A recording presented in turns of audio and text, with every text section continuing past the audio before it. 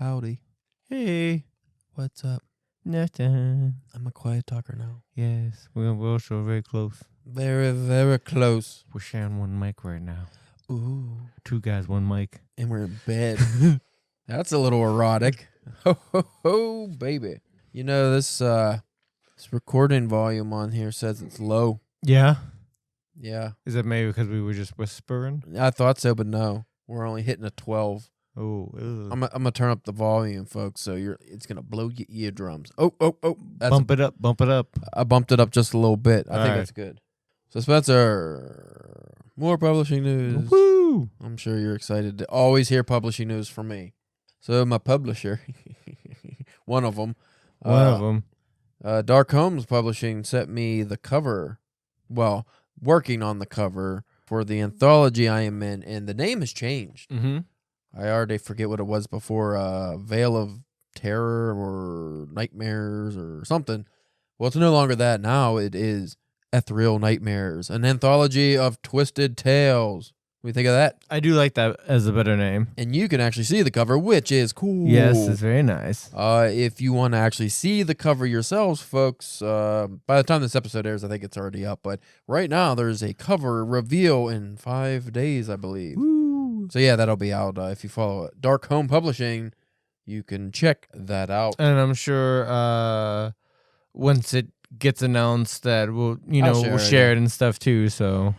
Yeah, I'll put it on the internet for everybody to see. Speaking of stuff on the internet for everybody to see, I also got my press packet from Mad Axe Media because we got a lot going on for that one. That would be readings from Curse Room 301, 16 Tales of Twisted Horror Tropes. Ooh, no. Caleb's Story, The Haunted Pillow, a.k.a.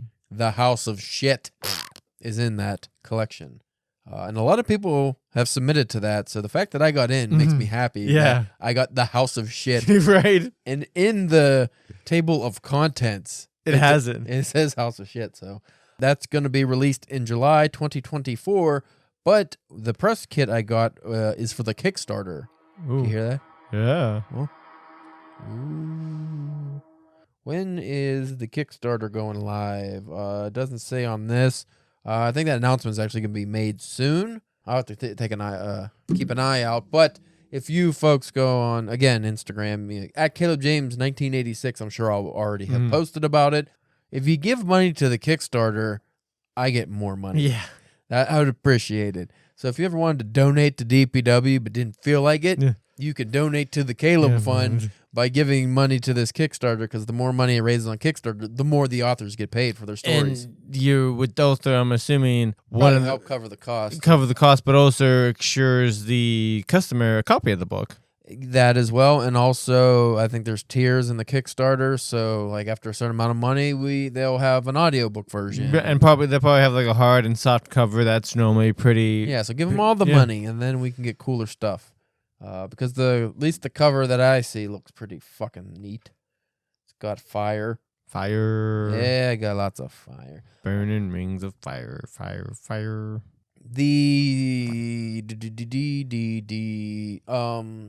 got burp. Get it out. Yeah. I'll just throw up. Strange Day Zine, at least as of the recording of this, I have not seen anything about being published yet. You can pre-order Volume 14, but it has not, as of now, been announced as released. So maybe they're just waiting on the printers. I'm assuming that's what it is, because he said way back in March, in a couple weeks, it was going to be out. So I don't know. It says I always got to wait for shit, you know. Always fucking waiting. I'm also waiting still for the Siren's Call to put out that issue, but that's a spring issue, so I feel like a lot of these are going to come out in May. Yeah. Like the Dark Home is supposed to be released in the end of April or early May. I was surprised because when I initially submitted, it said summer. So they seem to have pushed the scheduling of the anthology ahead, which I appreciate. Yeah. Anyway, that's all the news I got. Do you got any news? Still waiting on the Diabolical Press information. I've given up on that. I'm assuming that's never coming out. At least you got a copy. If I get famous, that'll be one of those things where it's like, hey, the most rarest of the rare. Yeah. Caleb has a story in Diabolical Press issue 1. One and only. I don't know. I don't know if he's gonna fucking do something with it or not. He has not announced anything ever, and he stopped posting on the Diabolic Press Facebook or Instagram. So Yeah, because I've seen your copy. Like it's cool. Yeah, I would like to have a Got cool art, yeah. copy of my own. I mean, I gotta let you read my copy if you're supervised. Yeah. We gotta have the white gloves on, and you ain't dirtying up my copy with you stick your fingertips. What was the other thing? Oh, the thing we submitted to. Still haven't heard anything. No. But they haven't announced anything either, so I don't know if it's one of those deals where they just got behind. Right. Or if we're ignored. Well, again, like we said, we didn't know if the 2 weeks was supposed to be 2 weeks from the day that we submitted it or 2 weeks from the submission period ending. So, which was the end of March. Yeah, so if it's that, we still have a little bit of time. Yeah. Regardless, I would be very miffed if I got a no reply. Yeah. I do not like those. You've got a couple of those, I think. At least one I know of. And I don't think it's very cool to just not reply to submissions. Right. If it was one of us, I could be like, maybe they went in the junk mail or they didn't. Actually, I don't think it's possible. This was like an online forum. But regardless, I think it's not cool. But if one of us didn't hear anything, I'd be like, okay, maybe it was a goof or something. But if we both don't hear anything... Well, because there was that one As Alive thing... Is that the one where we both submitted to, and we got rejected at the same time? Yeah, they didn't read the stories. I don't think. No, but still, they got back to us. Yeah. Well, that's the thing. If you get your submissions filled and you don't need them, just say that. Like, I think it's what As Alive pretty much did. It's like, oh, I didn't need them. I mean, they got full. Whatever. That's fine. Happens. But if you go ahead and ask for these submissions, and then you get. Somebody has the fucking 20 minutes of going through all these guidelines and bullshit and formatting, and then you just don't say anything. Kind of a dickhead. A little bit. Kind of a fucking dickhead. But that's all I got. So listen to the episode we are about to record after these musical introductions by the Dave Matthews Band. My vagina hurts and it's leaking real bad. I took a dump in the toilet and now I'm sad. I never listened to Dave Matthews. I have no idea what he sounds like. Not like that, I believe so. I mean, I've heard Dave Matthews, but it's like one of those things where it's like people love Dave Matthews. Like, oh, don't know what the fellow looks like. If I saw him, I'd be like, is that Dave Matthews or is that? He's very like normal looking. Yeah, he's just a dude, right? Yeah, he's just like a middle-aged, like kind of chubby white guy. I mean, he even has the name of just a middle-aged chubby white guy. Yeah.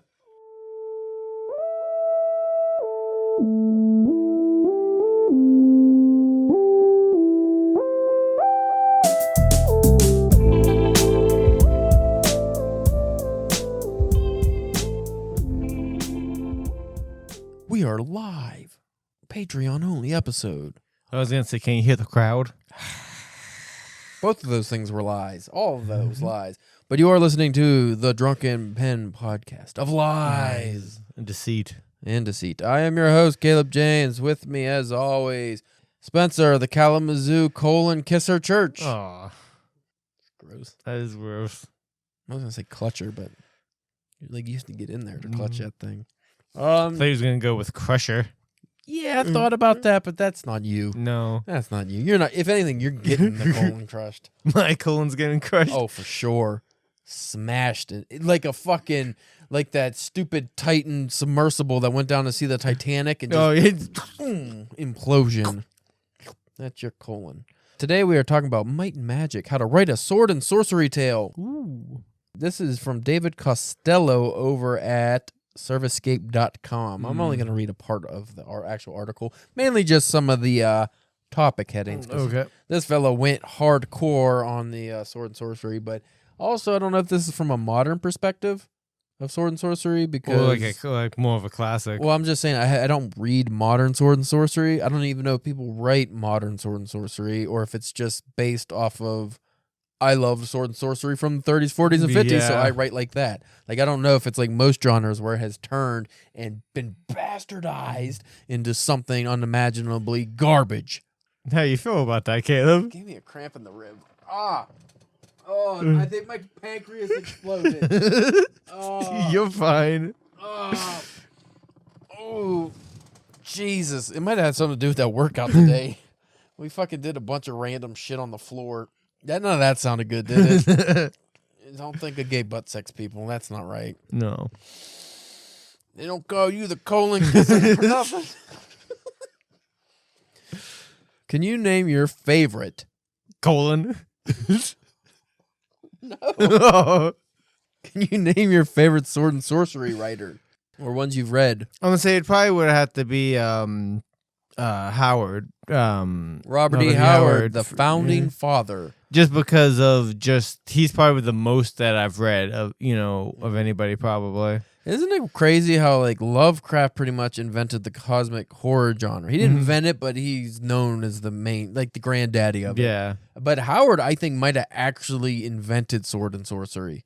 Because there was fantasy before him, but I don't think sword and sorcery was like a genre at all. Yeah, it's probably more kind of token kind of fantasy, Or even like C.S. Lewis or something. But sword and sorcery, which I probably should explain, is about swords and sorcery. Yeah. It's more adventure-based fantasy rather than like these grand world-building series and, crazy magic systems. A lot of that is glossed over for actual adventure, which I like. And sometimes you want some head cleaving. Yeah. A lot of head cleaving. So yeah, Robert Heart punches.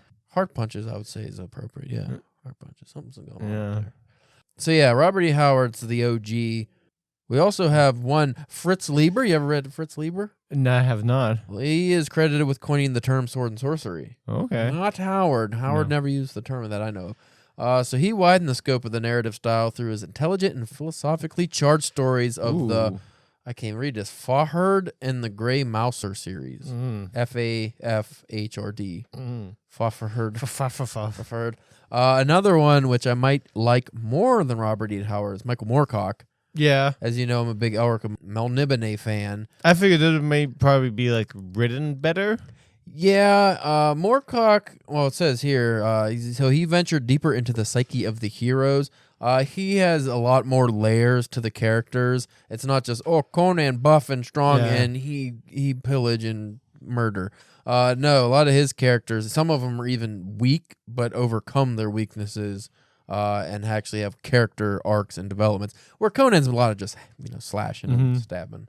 Also, what I like, the dilemmas, I think, are more dire in Moorcock's work. Like, there's a lot of, fate and morality. I'd say, do you ever worry, and maybe you don't because it's a longer series, but like when you're reading it, be like, the main character might not make it to where, like when you read a Conan thing, you're like, well, Conan's gonna at least win. He always wins. If he's dying, he's taking the person with him at the very least. But then he never really dies, does he? Well, I can't remember what happens in The Old Man when he's like, because he gets like stabbed. Yeah, but he's old, so it doesn't matter then. He lived his whole life. That's another one since the very first Conan story was Old Man Conan. Yeah. Every other story that follows, you're like, well, he lives. Yeah. He's always gonna fucking live. He's old man.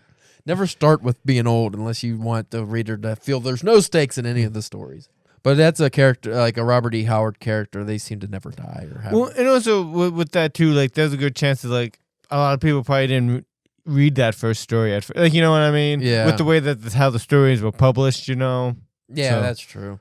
Again, serialized. Moorcock's were novels. Yeah. For the most part. I mean, I'm sure he wrote short stories, but I've only read the novels. Next up, C.L. Moore. I think that one sounds familiar. C.L. Moore broke new grounds by introducing us to Jarell of Jory, a female warrior navigating a landscape predominantly occupied by male protagonists, bringing forward narratives rich with symbolism and emotional depth. So I have not read any C.L. Moore. I have also not read Carl Edward Wagner. Have you read some Wagner? No, I don't believe so. So he's known for the Kane series, which brings a darker, often horrific edge to the adventures, portraying a troubled anti-hero with deep psychological complexity. I notice one thing about sword and sorcery that gets overlooked is the literary merit of it.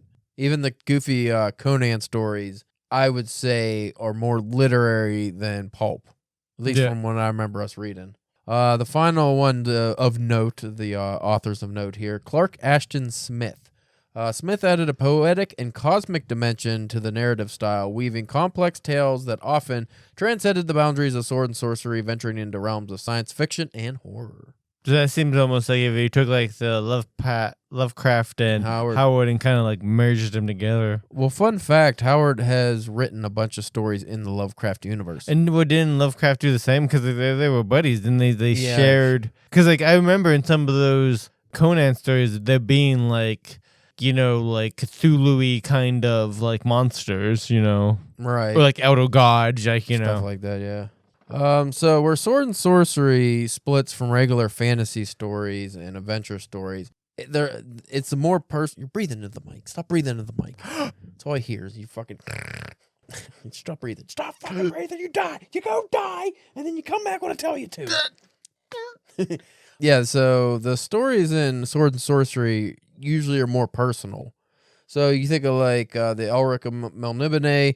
It's King Elric and his personal quest. Conan, it's his personal quest. Whereas you think of Lord of the Rings, yeah, it's the Frodo and his little guild there, but it's always like a bigger implication in those stories. It's not just what's gonna happen to Frodo if he doesn't throw the ring. No, it's what happens to the world if he doesn't get rid of the ring.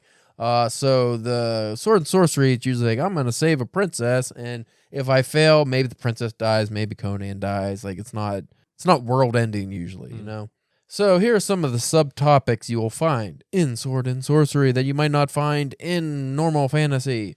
Revenge quest, Spencer. I like revenge. Again, remember, personal. Lower your expectations. These aren't revenge quest that's got to save the day for the whole world. No, these are personal story. So, yeah, protagonist embarks on a perilous journey to avenge a personal wrong, navigating through treacherous landscapes and facing formidable enemies, all driven by a deep-seated need for vengeance. My name is Inigo Montoya. You killed my father. Prepare to die. Stealing precious items is one that I see a lot in the Conan stories. He's always fucking climbing towers and stealing orbs and shit. Little crook. He was a pirate for a while. Yeah. I like Pirate Conan. Whether it's a heist plotted with meticulous detail or a spontaneous snatch and grab, narratives centered around stealing often involve high stakes, clever strategies, and the constant threat of being caught, providing a rich ground for personal drama and moral dilemmas. Before we go on, I do want to note that it's funny just from our readings. It seems that the sword and sorcery genre actually lines up with crime noir. The themes and what the stories are actually about.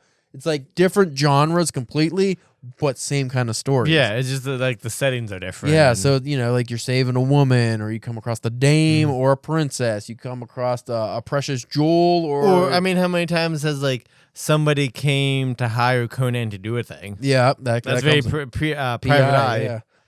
Rescue missions is another popular one. So Conan, again, just remember crime noir, Conan, these kind of stories. So heroes might find themselves on a mission to rescue a loved one, a reverend mentor, or a figure of importance, driving them into the very heart of danger as they battle against time and foe with an unwavering determination. The rescue missions have been adopted by video games a long time ago, and they're usually a pain in the fucking balls.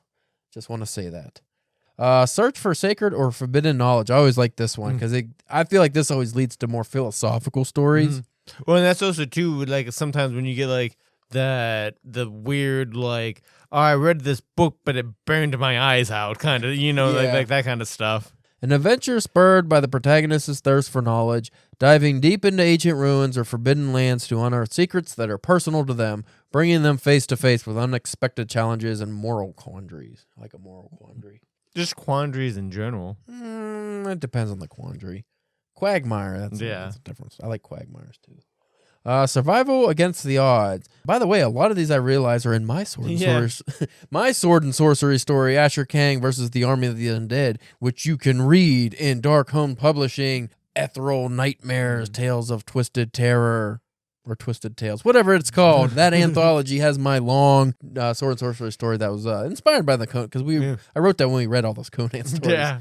I want to write more of those, but I actually have a lot of these things in it, so I'm glad I was on the right track just without even knowing any of this. Yeah, just from reading. So if you just read a lot of sword and sorcery and you're interested in writing it, that's probably enough. Probably, yeah. To get the gist of you'll find yourself doing the right things more often than not. But yeah, so the survival against the odds. Narratives that depict the protagonist's fierce battle for survival, perhaps stranded in a hostile environment or pursued by relentless enemies, underscoring their cunning resilience and the personal growth that comes from facing and overcoming such trials. Such is my story, where Asher Kang finds himself after having been in a battle where two armies were completely wiped out and he was the only survivor. The armies came back as the Draugr, the undead, and he had to fight them a second time. Hey, spoilers, yeah. Well, I didn't give any spoilers, but the tagline for the story is he's facing down the army of the undead, and he has to send them to hell a second time. Yeah. Cool story, I'm telling you right now. And he's got a big old knife. No, it's actually, I call it a slasher. It's curved. It's curved, so he can decapitate. Personal redemption. A hero grappling with a dark past undertakes a journey for personal redemption, seeking to atone for their mistakes through acts of bravery, facing their inner demons, and striving for a personal sense of peace and self-forgiveness. This seems to come a lot in the Moorcock stuff I've read. Rites of passage. Young protagonists undergoing rites of passage, facing a series of trials and challenges that test their courage, wisdom, and skill, a journey to prove their worth to themselves and community. Interesting. I know you haven't watched or read any of it, but what did you think, like the Game of Thrones stuff falls into that? Because, like they have, From my understanding, the Game of Thrones is more along the lines of Dune, as in it's like almost political. It is very political, yeah. So I don't think that would count. And also, I think things are on a grander stage. As far as my understanding, I never watched the show, so I don't know. But isn't it like not just if this family does something wrong, they get wiped there's out? multiple like warring factions and yeah.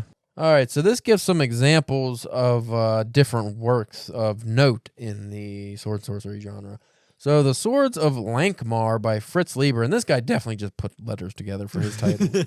In this tale, we venture into the grimy underbelly of the city of Lankmar with Fahard and the Grey Mouse, or terrible name.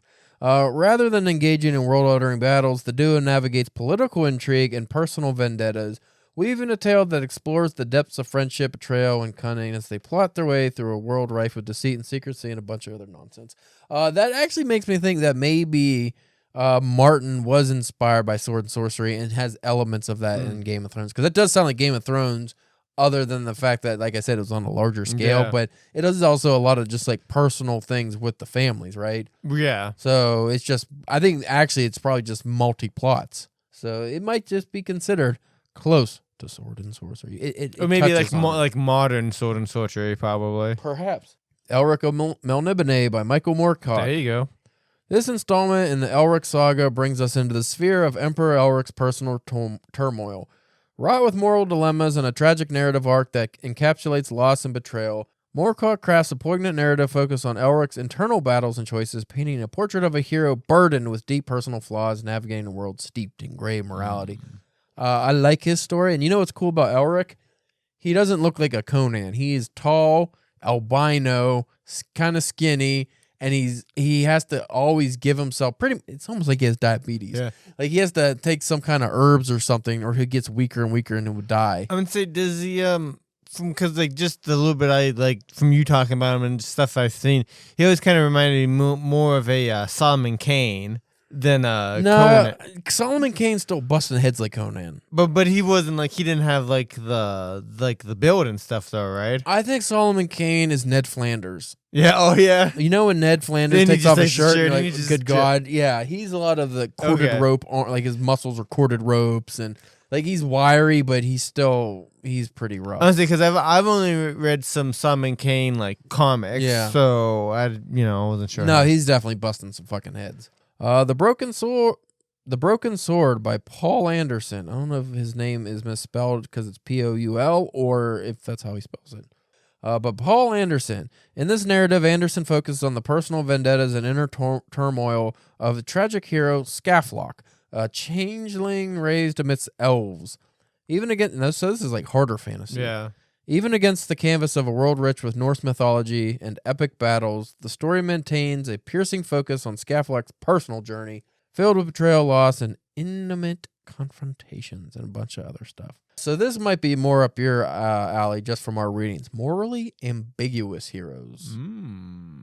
So who's a morally ambiguous hero? What characteristics do they have? Well, for one, self-preservation. I'm thinking Conan for these. Yeah. Because Conan, when you actually read the story, he's like, oh, he's not like a hero. He's he's the barbarian. Yeah. He's like, yeah, he's saving people, but he's a barbarian. Yeah, they're only by coincidence of him saving himself that they also get saved. Yeah, Robert E. Howard was a proponent of barbarism, which I think we talked about on the Conan episodes. So where he sees modern civilization and going to court and hashing things out through dialogue, he thinks it's boo hockey. Is that a word? Boo hiss? No, that ain't the right word. Bull honky. Yeah. Bull honky is what I meant. I don't know what boo hockey is.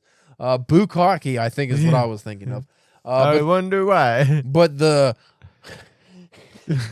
verbal bukkake going on in courtrooms did not appease Howard's barbaric nature. He liked the man who could throw down in fisticuffs. Which is kind of funny because he was always like, wasn't he always kind of like on the smaller, kind of like sickly side? Like, wasn't he all? No, that's Lovecraft. Howard was a boxer. Oh, was he? Yeah, he got down and he did some fighting. He could have been sickly. I don't know. He killed himself pretty young, but he was a fighting man. He's a Texan.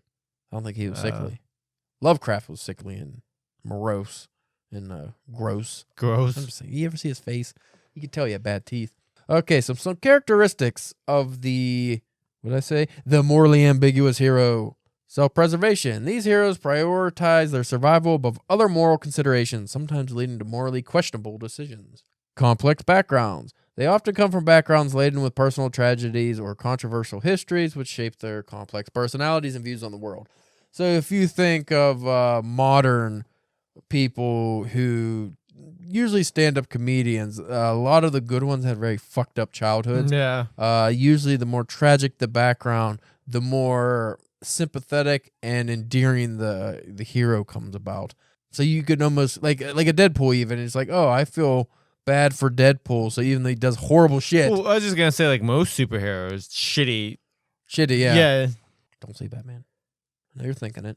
Don't say Batman. Spider-Man. Nah, it's not that. It's his uncle. But I mean, his parents died before that. Yeah, but he didn't know him.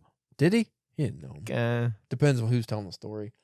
Willingness. He also lives in Queens. I mean, yeah.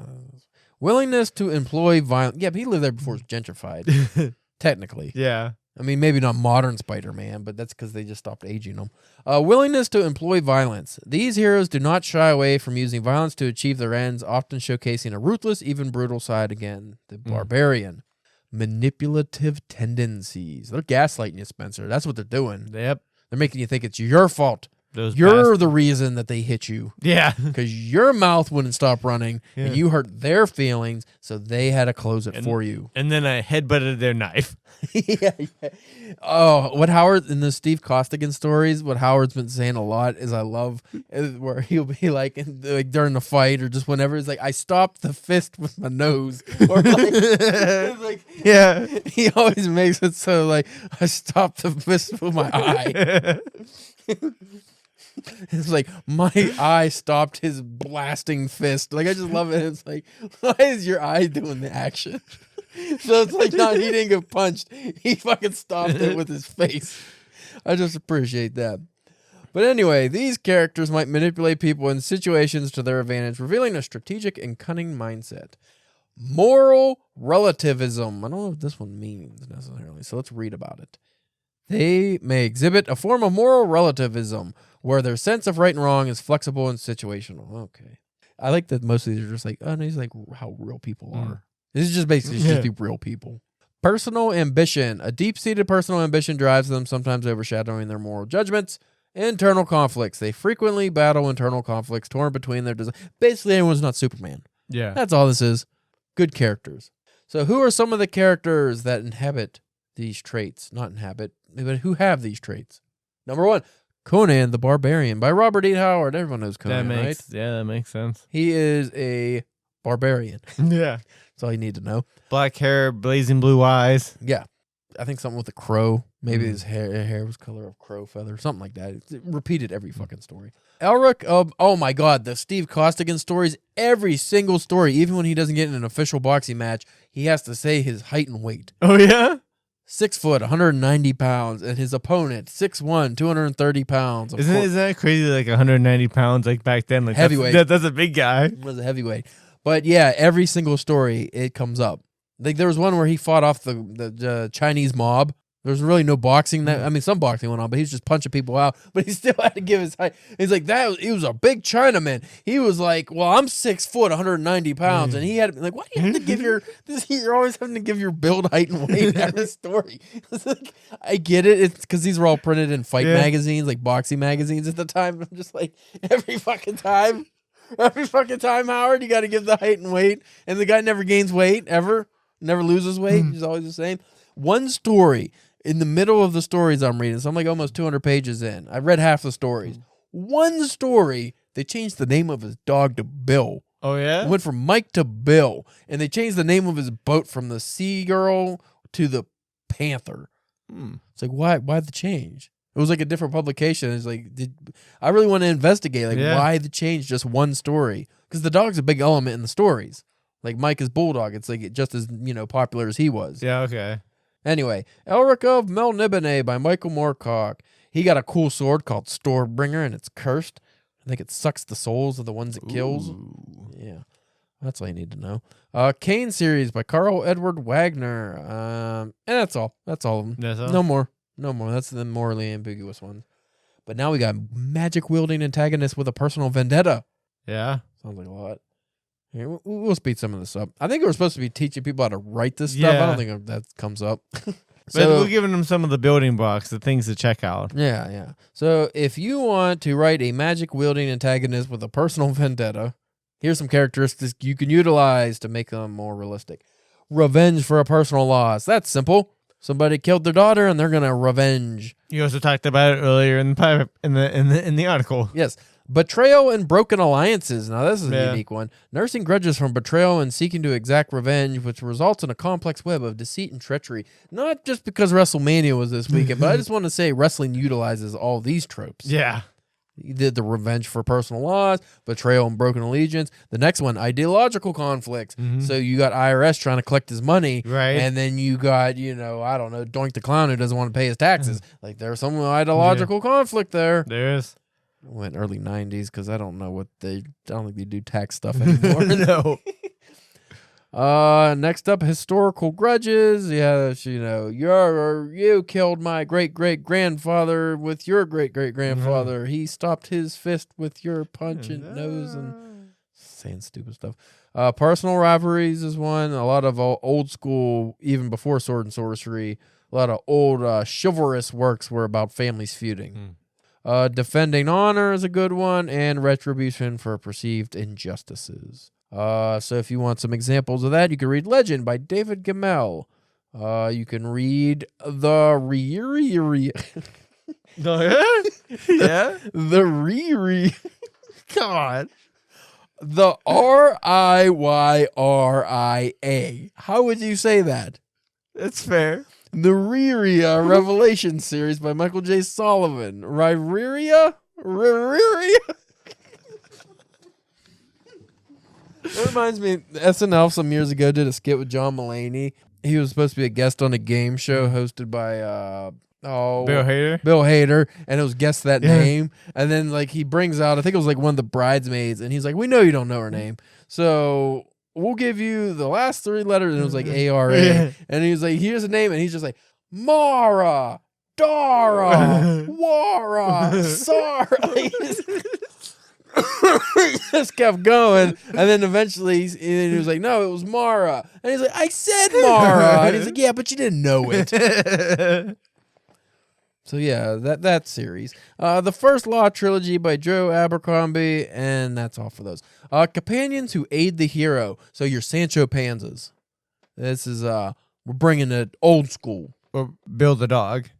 Or Bill the dog. Yeah. So what do companions who aid their heroes need to be good characters? Let's find out. Contemporary skill sets. So complementary skill sets, not contemporary.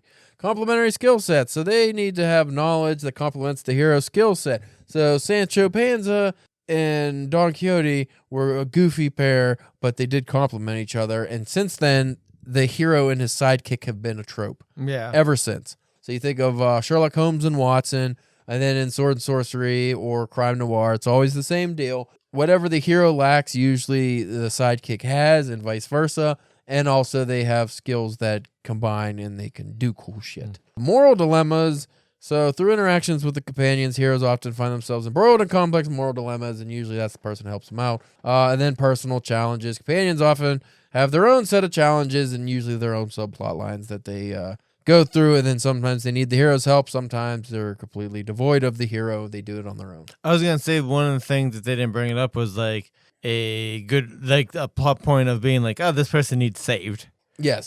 From the actual main character. So some examples, like in the Elric of Melnibone series, Elric is often in the company of Moonglum and other companions who bring diverse skills and moral perspectives to the table. The Witcher series by Andrzej Sapkowski, Gerard, the protagonist, he interacts with characters like Dandelion and Yennefer. Yennefer. Is it really Yennefer? I don't know. Taco for kisses for my band. My name is Yennefer Lopez. I like tacos and burritos. Classic episode. The Broken Empire trilogy by Mark Lawrence. Horg Ancroft, the main character, is surrounded by a group of companions. Okay, this is not even naming them. Romantic subplots. What do we need for a good romantic subplot? I'll give you 3 things, all right? Does that sound good? Boobs, butts, vagines. Vagines. Significant influence on the narrative. Obviously, it pushes the narrative forward. Oftentimes in Sword and Sorcery, the reason for the story's existence is because of the romantic subplot, or I guess it would be the main plot. I gotta save the princess, or I fell in love with this girl and she was kidnapped. Usually those are the simple ones. Passionate love. Same difference. And tragedy, which usually is loss of love. Yeah. So, romantic stuff. And again, they give The Witcher, Conan the Barbarian, different sword and sorcery stuff. Don't do that. Hey! Get out of there. Get out of there. Get out of there. God darn dog. That should be kept in. Maybe it will be. Don't go over there again. Action and adventure taking center stage. If you want the action and stuff to take center stage, you need high-stakes scenarios, dynamic character arcs, and concise yet rich descriptions. The rich descriptions is the biggest part of the Sword and Sorcery for me. Obviously, these stories aren't just sword fights, because that would be you have to have reasons for the sword fights.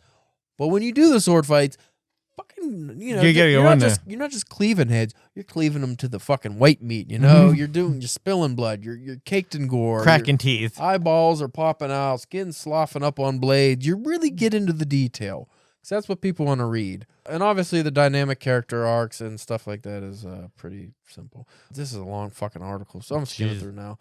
Mysterious and ancient magic. What do you need for good magic? A double-edged sword? It says. Are you really? In Sword and Sorcery narratives, magic often possesses a dual nature, serving as a source of... Okay, we get it. Moral ambiguity, quest for knowledge, transformation and metamorphosis, artifacts and spells, magical creatures. Good Lord, go to the show notes and read this article for yourself. Medieval settings is another popular trope of Sword and Sorcery, though I would be interested in reading a Sword and Sorcery set in futuristic space-time. Yeah. I mean, I'm sorry, I actually distracted myself because I just thought a feudal Japan Sword and Sorcery story would be fucking badass. Yeah. Because usually it's medieval, like, Europe settings. Or, like, the Conan's, the Hyperbian Age, which is basically set on, like, medieval Europe and Lord of the Rings type of stuff. Right, yeah. But, like, I would like a cool Japan. Or even, like, an African Sword and Sorcery setting would be different. Like, anything different I'm about. So, similarities and differences with other subgenres. Sword and Sorcery versus high fantasy. Scope and scale, we talked about that. Character focus, again, you're going for Sword and Sorcery is more personal, whereas high fantasy, the characters are grander and all that stuff. Moral ambiguity, I can't say that word today. Fantasy, like high fantasy, often the characters, it's more good and evil, more black and white. Sword Sorcery, because the characters are more realistic, it's more ambiguous. So it's like, hey, I killed this guy that didn't necessarily need killed, but he was bad, or he was a thief, and whatever. Magical elements, setting, complexity of plot. So those are all the differences. Intersections with dark fantasy, atmosphere and tone, moral ambiguity, supernatural elements, horror infusion, complex narratives. What I like about Sword and Sorcery, it has a lot of horror elements, and it could easily be dark fantasy. I feel like it lends itself better to gritty, murdery stuff versus like regular high fantasy. Intersections with Lovecraftian horror. There's a lot of monsters in Sword and Sorcery. So cosmic entities, philosophical undertones, the unknown and unknowable, and psychological horror, all are elements of both. And in conclusion, Sword and Sorcery is neato skeeto. You should read it. Okay. That was a long article. That guy did a lot of work, and I didn't want to read his article, just to be a jerk, like read the whole thing. You're right. And I'm sure he didn't get paid for that. Probably not. So what do you think, Spencer? Read more sword and sorcery? Yeah. I like sword. It's become probably my favorite genre. Because it's like you could read it and zone out, and then it's just fun. Mm-hmm. I like the descriptions. Yeah, that's the one thing. They normally do have pretty clever descriptions for things. Sword sorcery often, at least the stuff I've read, often negates the boring parts of literary fiction. So like the stuff that makes literary fiction boring, they get rid of, and the stuff I like in literary fiction, such as the descriptions and flowery language, they keep. So outside of Howard and Moorcock, have you read any like much other sword and sorcery? When I was a kid, I often got a lot of sword and sorcery books because of the covers. I couldn't name the authors. What they were or anything. Yeah, but I used to have a pretty big collection because my cousin owned a used bookstore next to my house when I was little. So I'd go over there and I would just get, because the covers. Yeah. Like, oh, that's a cool cover. And I would just buy them. That's how I got the Elric stuff originally, is because the covers were cool. So I used to just read a lot of the stuff probably from like the 70s and 80s or whenever those came out. And I don't really remember much of the authors, but I remember the writing is what stuck out to me. And ever since then, I like the descriptive writing. Anyway, that is our episode. My mouth has gone dry. I don't have a drink. If you like this episode, like, share, subscribe, rate us on iTunes, Google something, YouTube's, YouTube, the OnlyFans. Did you rate on there? What if you could? It'd be cruel. She gives me I give her a thumbs down. Not enough wrinkles around that starfish. I give her a thumbs in. Ooh, I give you a thumbs up and in. If you want to check out my publication, Great History, which is so big and it's thick. It's getting thick. You can go to calebjamesk.com and I have links. Just go on the tab that says publications, and I have links, and the ones that are clickable are the ones that are out. Mm-hmm. So you can click on those, and usually it'll send you either to the free version, or if it's something you have to buy, it'll send you where you can buy it. Or in the case of Diabolic Press, just send you their Instagram because they never want to put the fucking book out. Spencer Church's OnlyFans. What is it? I can't recall. The Kalamazoo Kisser. Yep. That's your OnlyFans. What are you doing? We have to subscribe to find out. Do they? It sounds pretty straightforward. The thing is, are the colons in the body or they've been removed? Because that's another dimension of ick. That takes some digging. It turns out he's actually just loves punctuation. Yeah. He's just kissing colons and semicolons. And what about exclamation points? Fuck those motherfuckers. Fuck those guys. Too extreme. So anyway, we thank you for listening. You can follow us at DPW Podcast on X, Facebook, and YouTube. And we will check you out next week. And eventually we have guests coming on again. But that's months out, I think. Thank God. So anyway, check you later.